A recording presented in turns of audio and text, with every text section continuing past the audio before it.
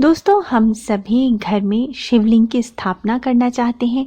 भगवान भोलेनाथ की विधिवत पूजा अर्चना कर उन्हें प्रसन्न करना चाहते हैं, परंतु इस विषय को लेकर के कई लोग बहुत ही भ्रमित रहते हैं, असमंजस की स्थिति में रहते हैं कि घर में शिवलिंग की स्थापना करनी चाहिए या नहीं, करें तो किस प्रकार के शिवलिंग लेके आए, कहाँ पर भगवान भोलेनाथ को स्थापित करें, शिवलिंग की प्रतिदिन पूजा अर्चना किस प्रकार से करें, शिवलिंग की पूजा में कौन से काम करें, कौन से नहीं करें, क्या तुलसी में शिवलिंग को स्थापित कर सकते हैं, क्या महिलाओं को शिवलिंग की पूजा करनी चाहिए। इसी प्रकार के कई प्रश्न हमारे मन में आते हैं और कई प्रश्न भक्तों ने मुझसे कमेंट बॉक्स में पूछे भी हैं।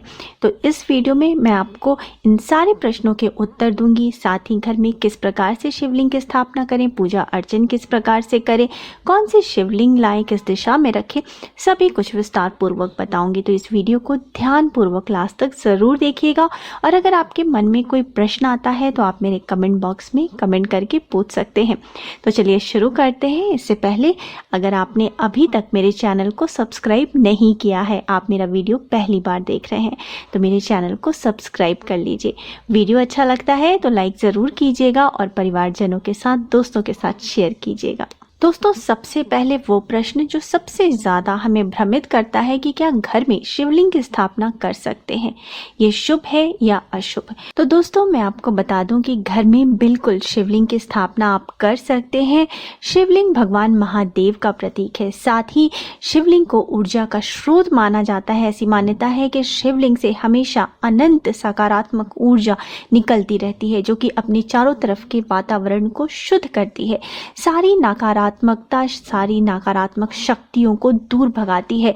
तो अगर आपके घर में शिवलिंग की स्थापना है तो किसी भी प्रकार की नकारात्मकता हो, नज़र दोष हो, वास्तु दोष हो, हर प्रकार के दोष को जो है वो शिवलिंग से निकलने वाली सकारात्मक ऊर्जा जो है वो नष्ट कर देती है। इसी कारण मेरा मानना है कि घर में शिवलिंग की स्थापना प्रत्येक परिवार को, प्रत्येक गृहस्थ को जरूर करनी चाहिए, परंतु घर में शिवलिंग रखते वक्त कुछ छोटी छोटी बातों का ध्यान रखना चाहिए।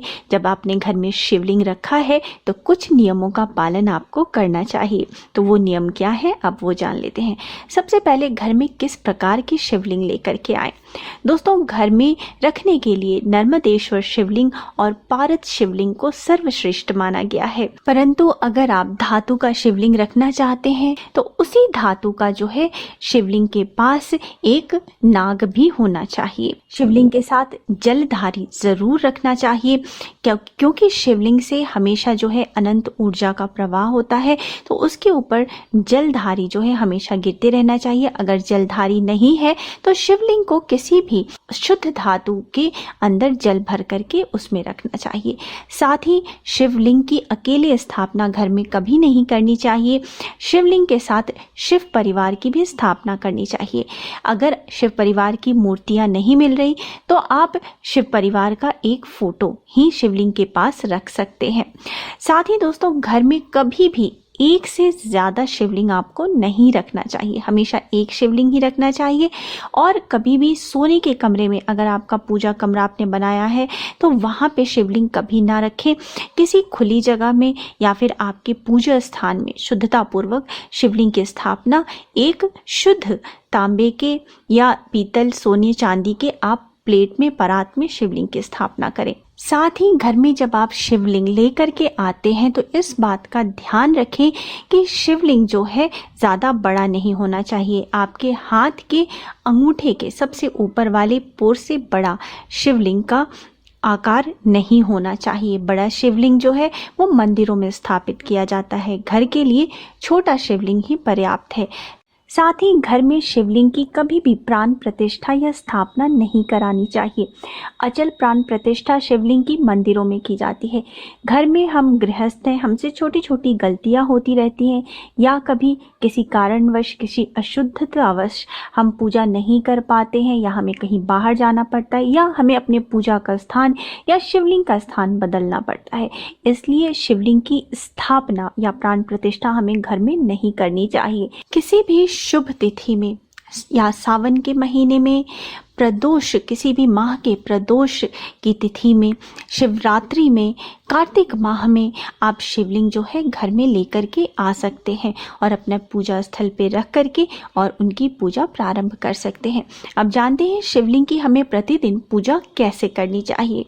दोस्तों, शिवलिंग की पूजा भी हम उसी प्रकार से करते हैं जैसे हम घर में अन्य देवी देवताओं की पूजा करते हैं, परंतु शिवलिंग की पूजा में कुछ छोटी छोटी बातों का हमें ध्यान रखना चाहिए।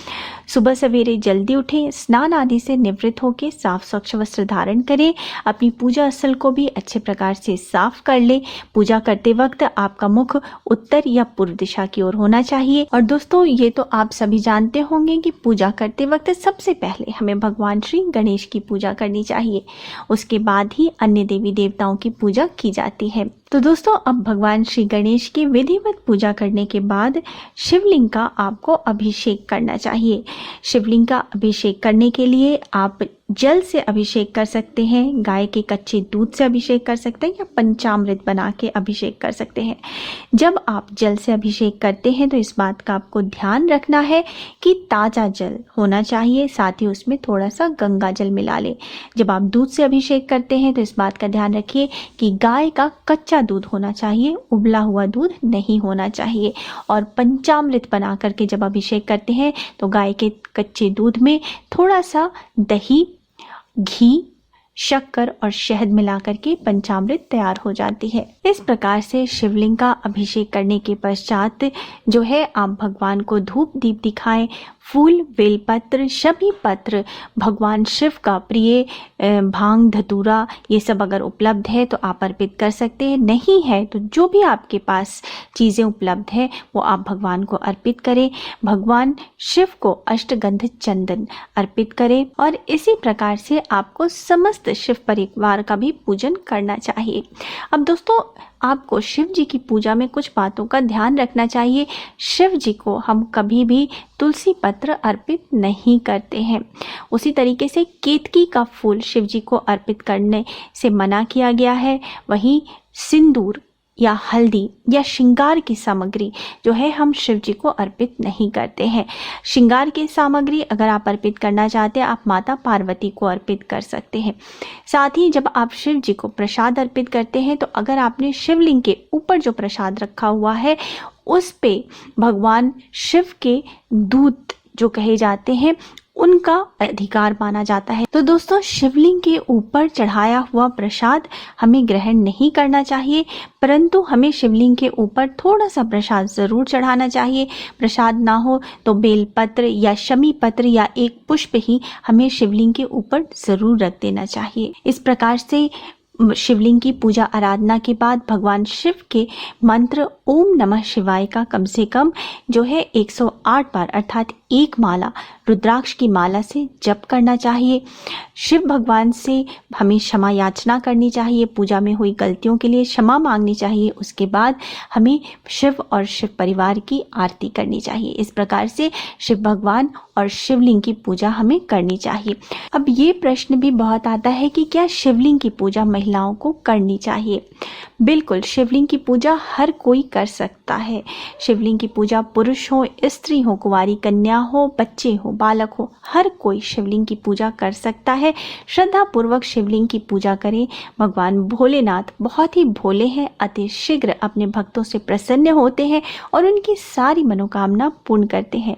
बस मन में भक्ति भावना और श्रद्धा होनी चाहिए। अब महिलाएं ये सोच के भी बहुत परेशान होती हैं कि अगर शिवलिंग घर में लाएं तो पीरियड के समय उनकी पूजा कैसे करें।